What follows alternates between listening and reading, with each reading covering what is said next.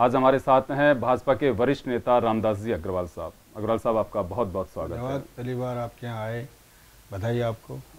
अग्रवाल साहब, एक मुलाकात है, इसके जरिए हम कोशिश करते हैं कि अपनी जो भावनाएं होती है जनता तक पहुंचाने का एक छोटा सा हमारी एक पहल है। अच्छा। हम आपसे जानना चाहेंगे, हमारे दर्शक आपसे जानना चाहेंगे, आप एक व्यापारिक संस्थान से जुड़े हुए हैं, व्यापारिक घराने से जुड़े हुए हैं, राजनीति में आप आए, शौक के आए या फिर एक सेवा की भावना से आए, क्या मकसद रहा?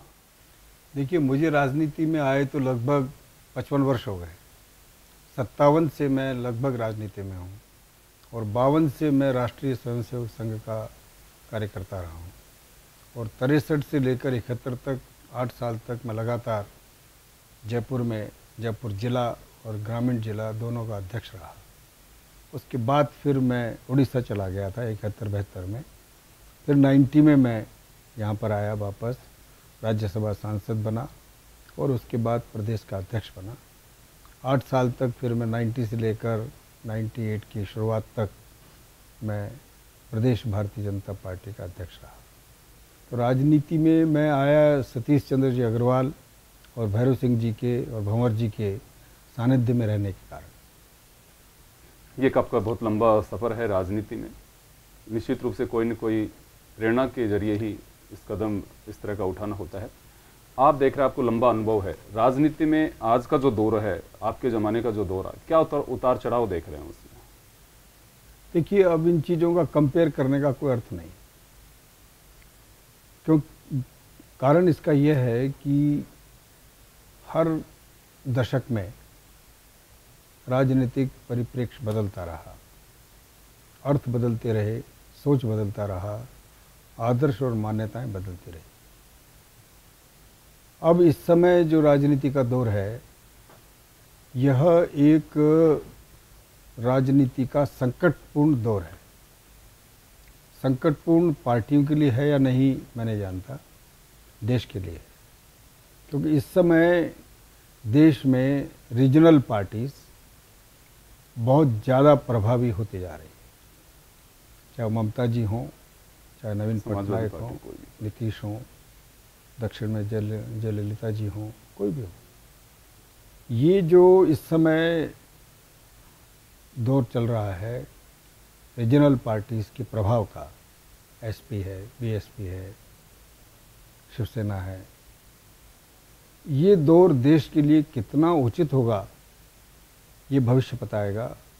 लेकिन मैं ऐसा मानता हूँ कि उसके कारण प्रांतीय शक्तियाँ चाहे मजबूत हो जाए, देश कमज़ोर हो जाए।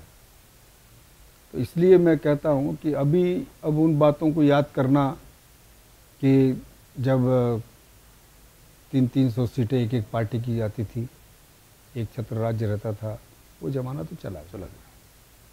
अब मिलीजुली सरकारों का समय आ गया और इसमें जब तक मिलीजुली सरकारें चलाने की क्षमता अटल बिहारी वाजपेयी जैसी किसी में होगी, ये कहना मुश्किल है। अग्रवाल साहब, एक अहम सवाल है यहाँ पे।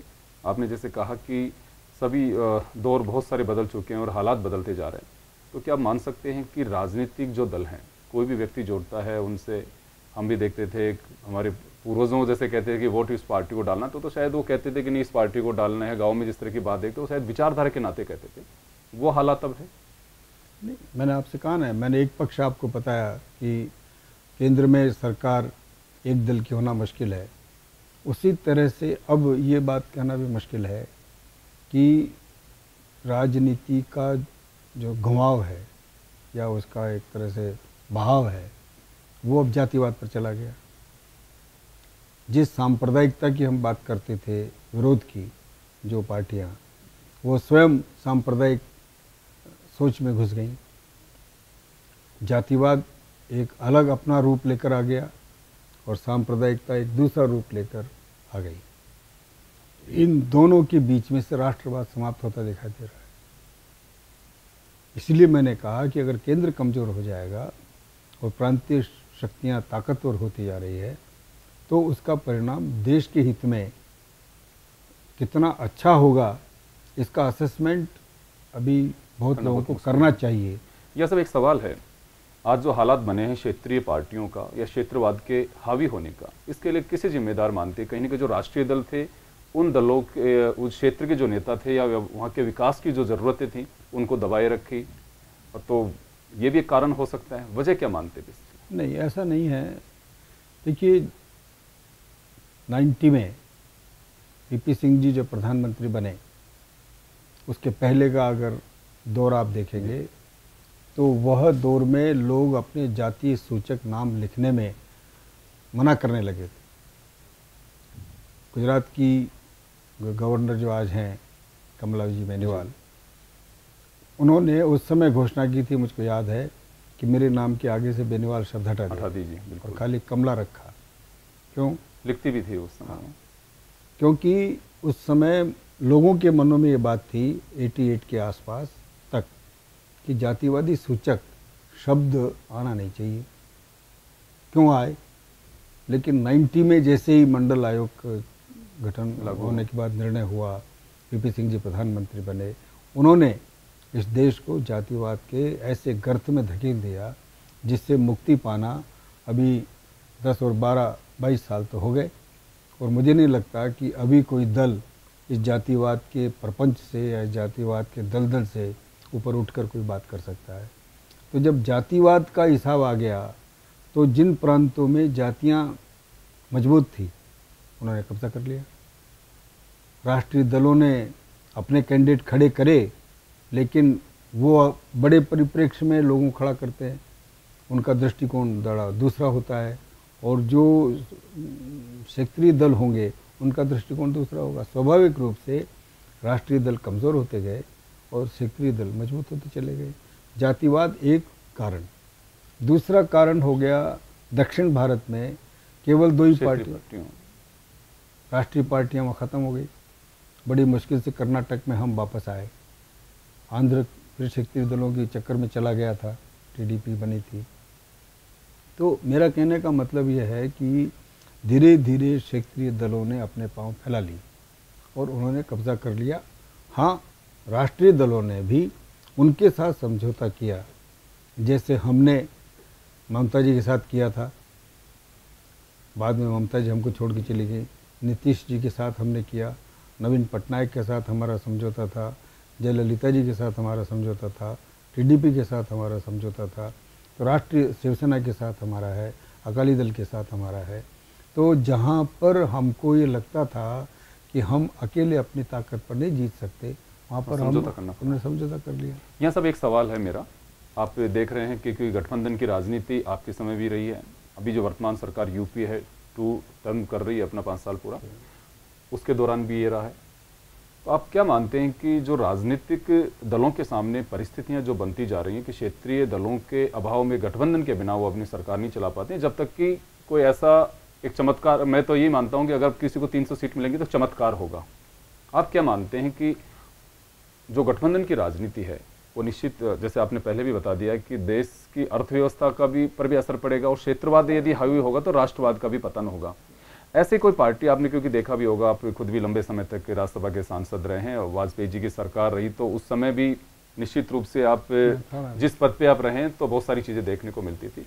ऐसे कुछ राजनीतिक दल हैं जो बड़े जो दल हैं उनकी विचारधारा से मेल खाते हों, या फिर उन पे पूरी तरह से यकीन किया जा सके कि जब भी कोई संकट का समय होगा तो ये दल हमारे साथ होगा, ऐसे हालात आपको लगते हैं?